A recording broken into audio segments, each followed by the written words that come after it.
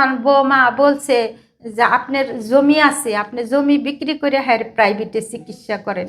পরে আমার স্বামী বলছে যে না তোমরা, আমি বলছি যে করো, আমরা আমাগো নিউরো সায়েন্সে থেকে আমাগো সরকারি মনে করেন ওই যে পাঠাইছে, ওই যে ঢাকা মনে করেন ওনে পাঠাইছে, আমরা ওনে যাই নাও।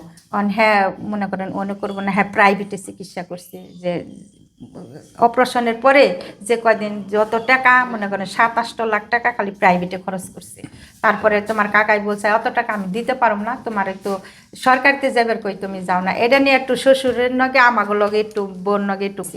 তারপরে তো সুজন আস্তে আস্তে মনে করেন হয়ে গেছে। আর মনে করেন আমার এখানে যদি কয়দিন থাকতো ভালো থাকতো, আবার মনে ওর 2টা বাচ্চা আছে, বউ তো এখানে থাকতো না, বউ তো থাকতো ওর বাড়িতে মাঝহাট, ওইখানে আবার পোলা চলে যেত, ওনে যাই আবার কয়দিন 4-5 দিন থাকতো, অসুস্থ হয়ে যাইতো, বিছনায় পড়ে যেত, আবার এনে দেওয়া যেত।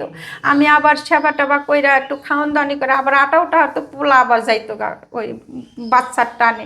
আমি এখন মা হয়ে আর কি করুম, ওখান হেগিনা মনে করেন ওরা এত বানটো বুনটো কইরা কি করছে না করছে, একটা মা কি চায় যে হ্যাঁ সন্তান মইরা যায় বিনষ্টি